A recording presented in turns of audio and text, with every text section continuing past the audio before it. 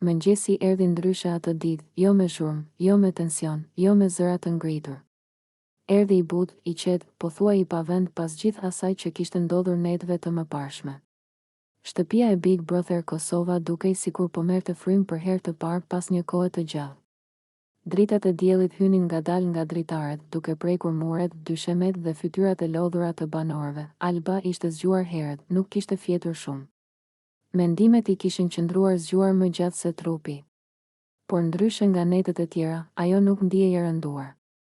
Kishte ende dhimbje, kishte ende pasiguri, por kishte edhe diçka tjetër, një ndjenjë qetësie të brisht.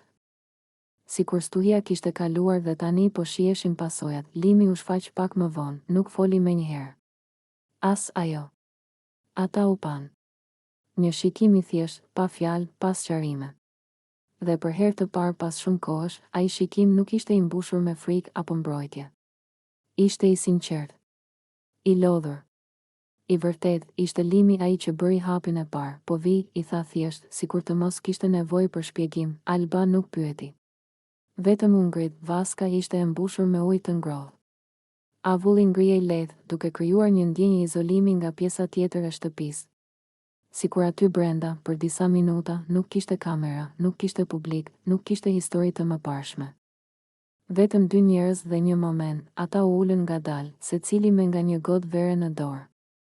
Jo për fesë, jo për show, por si një ritual i vogël qetësie, si një mënyrë për t'i thënë vetes, le ta marrim këtë moment pa e shkatëruar. Uji i ngrohtë ja relaksoi shpatullat Albës.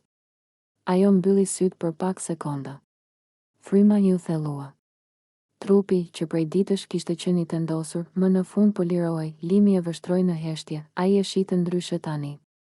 Jo si vajzën e fortë që shpërthen. Jo si figurën e debatit. Por si njeriun që kishte kaluar shumë, ndoshta më shumë se sa ai kishte qenë gati ta pranonte. Nuk kam ditë me u sill, tha ai më në fund. Me zë të ulët, jo gjithmonë. Alba nuk u kthye menjëherë nga ai, e di, tha ajo, edhe unë nuk kam ditë gjithmonë. Dhe pikërisht kjo e bëri momentin të vërtetë. Jo fajsimi. Jo justifikimi.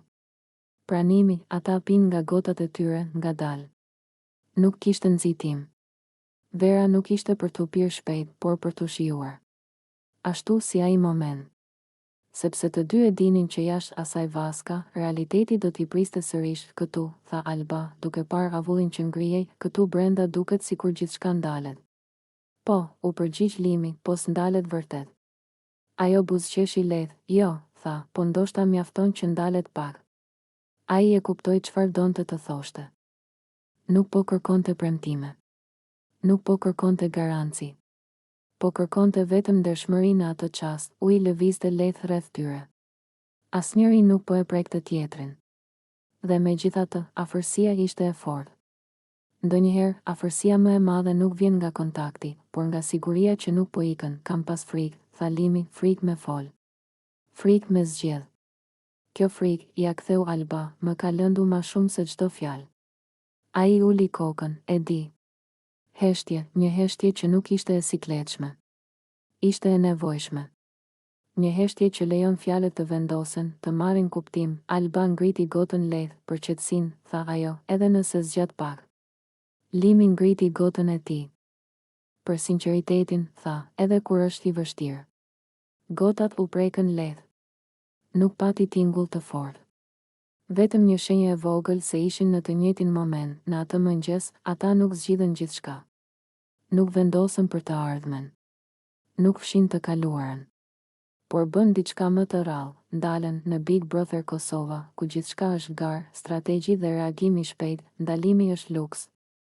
Dhe ata e morën atë luks për disa minuta. Kur dolën nga vaska, shtëpia ishte ende aty. Kamerat po regjistronin. Publiku po shihte. Por diçka kishte ndryshuar, jo në lojë, në ta, sepse ndonjëherë nuk të duhet një debat për ta kuptuar tjetrin. Të duhet vetëm një mëngjes i qetë, një gotë verë dhe guximi për të qëndruar.